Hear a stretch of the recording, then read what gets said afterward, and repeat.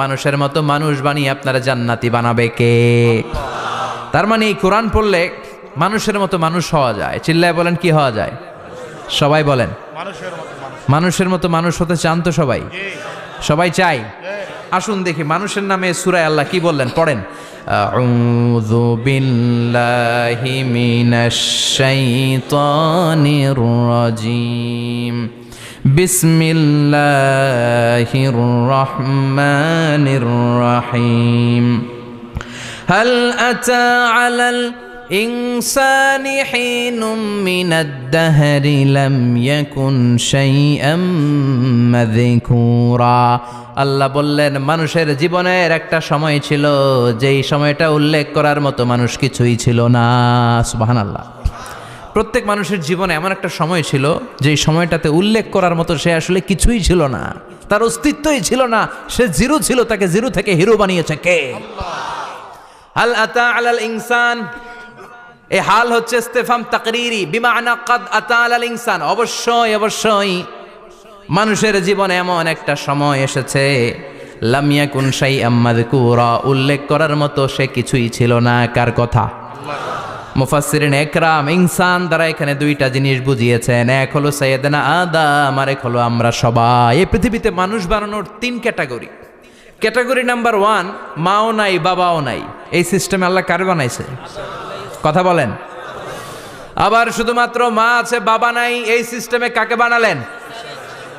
আবার বাবাও আছে মাও আছে, এই সিস্টেমে কারে বানালেন? আমাদেরকে বানালেন। আবার সাইয়েদনা আদমকে আল্লাহ যখন বানালেন তিনি বানালেন মিন তিনিন লাযিব, এঁটেল মাটি থেকে বানালেন। এঁটেল মাটি দিয়ে কাঠামো বানানো যায় না, স্ট্রাকচার করা যায় না। এঁটেল মাটি জমিন থেকে নিয়ে আল্লাহ রেখে দিলেন 40 বছর। চিল্লায় বলেন কয় বছর? আর আকাশকে বললেন ইয়া সামা ওয়ামতিরি আলাইহি 40 সানা, ও আকাশ এই মাটির উপরে 40 বছর তুমি বৃষ্টি দাও। 40 বছর এঁটেল মাটির উপরে বৃষ্টি জমতে জমতে জমতে জমতে এটা হয়ে গেল হামাইম মাসনুন, কাদামাটি। সুবহানাল্লাহ পড়েন। কাদামাটি থেকে গেল 40 বছর। কাদামাটি থেকে আল্লাহ সাইয়েদনা আদম আলাইহিস সালামের ডাইস বানালেন। তারপরে আল্লাহ সূর্যরে বললেন ইয়া শামসু হাররিকি আলাইহি 40 ইয়াউমা, ও সূর্য এবার আদমের কায়ার উপরে মূর্তির উপরে তুমি 40 বছর সূর্যের আলো দাও। 40 বছর সূর্যের প্রখর ও তীব্র তির্যক তাপে এবং কিরণে আদম হয়ে গেছে এখন সলসলিন কাল ফাখার, টোকা মারলে ঠন ঠন করে। সুবহানাল্লাহ পড়ে। এখনো রুহের ফুৎকার দেয় নাই এখনো, কিন্তু কেটে গেছে 120 বছর। 340 কত? 120 বছর চলে গেল। এই বিশাল লম্বা সময়ে আল্লাহ বললেন লাম ইয়াকুন শাইআম মাযকুরা, উল্লেখ করার মতো আদম কিছুই ছিল না। রুহের ফুৎকার যেহেতু দেয় নাই 140 বছর, এটা এঁটেল মাটি, পরে ছিল কাদামাটি, এরপরে হয়েছে মূর্তি, ঠনঠনে মূর্তি। উল্লেখ করার মতো আদমের জীবনে 124 বছরে কিছুই ছিল না। চিল্লায় বলেন ঠিক কিনা? আবার আমরাও যারা সলিমদ্দি কলিমদ্দি, আমরাও আমাদের মায়ের পেটের ভেতরে প্রথমে ছিলাম 40 দিন।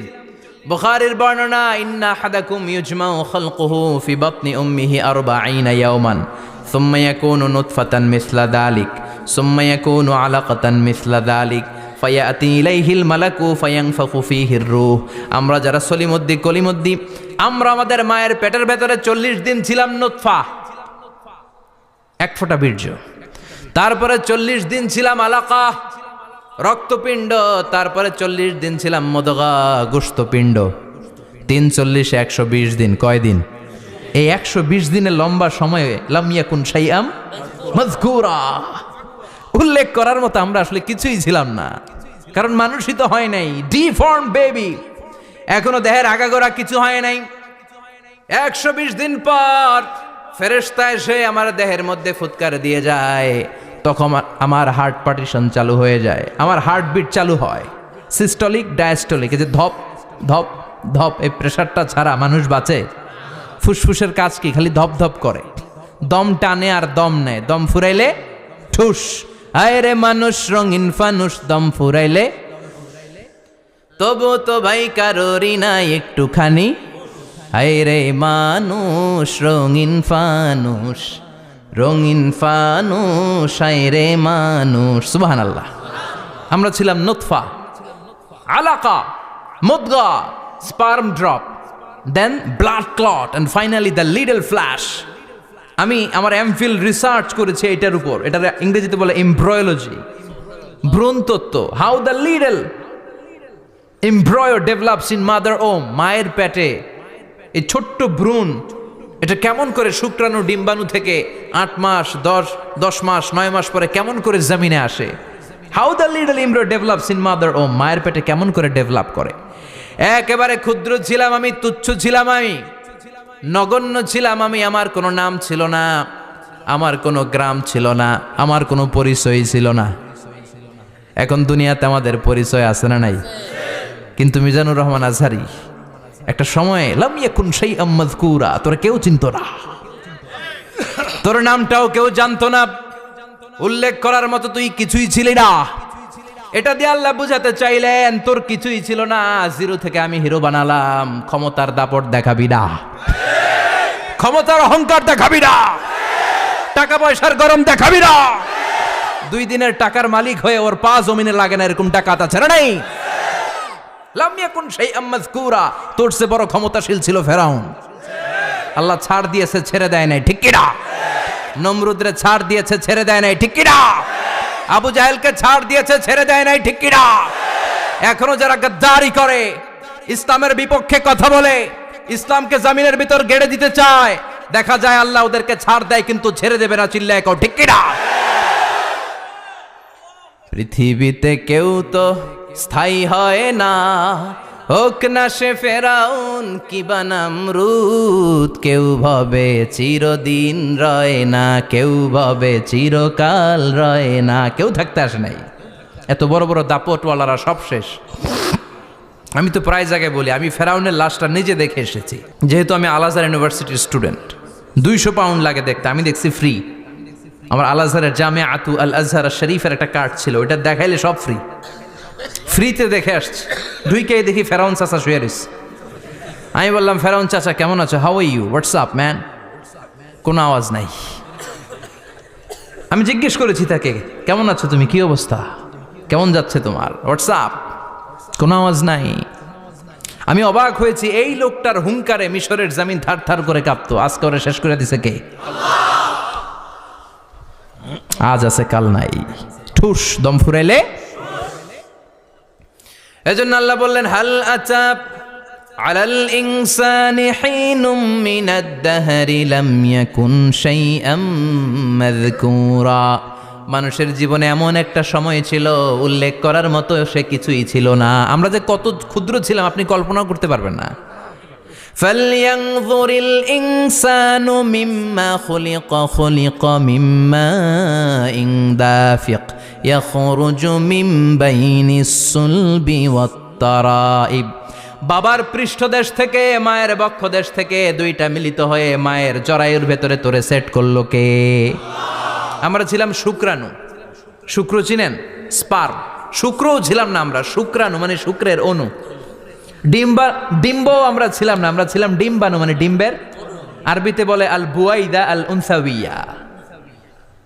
1 ফোঁটা বীর্যের ভেতরে, 1 ফোঁটা শুক্রের ভেতরে 20 কোটি অণু থাকা লাগে। ওই 20 কোটির একটা ছিলাম আমি। 20 কোটির একটা ছিলেন আপনি। উল্লেখ করার মতো আমি কিছুই ছিলাম না, আমরা কিছুই ছিলাম না। চিল্লা এখন ঠিক কিনা? আল্লাহ বললেন লাম ইয়াকুন শাইআম মাযকুরা, কিছুই ছিল না। স্পার্ম ড্রপ আর ওভাম দুইটাকে মিলিয়ে আমি আল্লাহ করে ফেললাম জাইগোট। সেইটারে আমি বানালাম এমব্রয়ো, ভ্রূণ, ব্যাঙ্গাচির মতো। শীত বর্ষাকালে বৃষ্টির পরে দেখবেন ব্যাঙের বাচ্চাগুলো খালি ছোটাছুটি করে, তাই না? কালো কালো দেখা যায় না? আমি আপনি আমরা প্রত্যেকে এরকম ব্যাঙের বাচ্চার মতো ছিলাম। হাত পা তো দূরের কথা, ব্যাঙের বাচ্চার মতো ছিলাম। মায়ের জরায়ুর দেয়ালে লেপ্টে ছিলাম। আমাদের হাত ছিল না, আমাদের পা ছিল না, কিচ্ছু ছিল না। সেখান থেকে আল্লাহ আমাদেরকে বড় করতে লাগলেন। এরপরে আমরা হয়ে গেলাম ফেটাস, ডেভেলপড স্টেজ।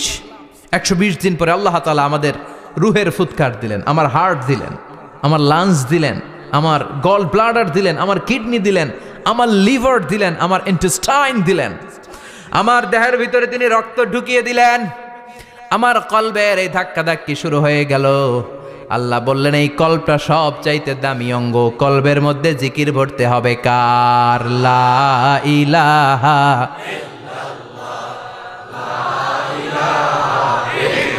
লা ইলাহা ইল্লাল্লাহু মুহাম্মাদুর রাসূলুল্লাহ সাল্লাল্লাহু।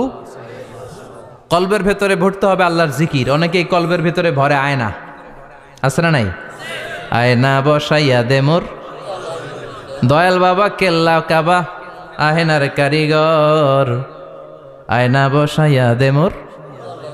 তোর বাবার কলবেই তো আয়না নাই, তোরে কি আয়না দিবে বেটা? বিশ্বনবী কখনো বলেছেন কলবে আয়না বসাতে? বিশ্বনবীর সাহাবারা কলবে বসাতে হবে আল্লাহর জিকির। আলা বিযিক্রিল্লাহি তাতমাইন্নুল। দুনিয়ার কোনো কিছু কলবকে ঠান্ডা করতে পারে না, একমাত্র আল্লাহর জিকির ছাড়া। এজন্য আল্লাহ বললেন হাল আতা আলাল ইনসানি হিনুম মিনাদ দাহরি লাম ইয়াকুন শাইআম মাযকুরা। প্রতিটা মানুষের জীবনে এমন একটা সময় ছিল উল্লেখ করার মতো কিছুই ছিলাম না। এই আয়াতটা যখন ইসলামের প্রথম খলিফা বিশ্বনবীর ডান হাত সাইয়েদনা আবু বকর পড়তেন, তিনি শুধু কান্না করতেন, চোখের পানি ফেলতেন আর বলতেন লাইতাহা তাম্মাত, হায় হায় আমার পুরো জীবন যদি এভাবেই কেটে যেত। লাম ইয়াকুন শাইআম মাযকুরা, মায়ের পেটের ভিতরে যখন ছিলাম, কিছুই যখন ছিলাম না, এরকমই যদি থাকতাম কতই না ভালো হতো। লা নাবতালি ওয়ালা নালিদ, জন্মগ্রহণ করতাম না, পরীক্ষার সম্মুখীন হতাম না, জীবনটা যদি এমনিই কেটে যেত কতই না ভালো হতো। এজন্য আল্লাহ বললেন প্রতিটা মানুষের জীবনে এমন একটা সময় ছিল উল্লেখ করার মতো সে কিছু ছিল।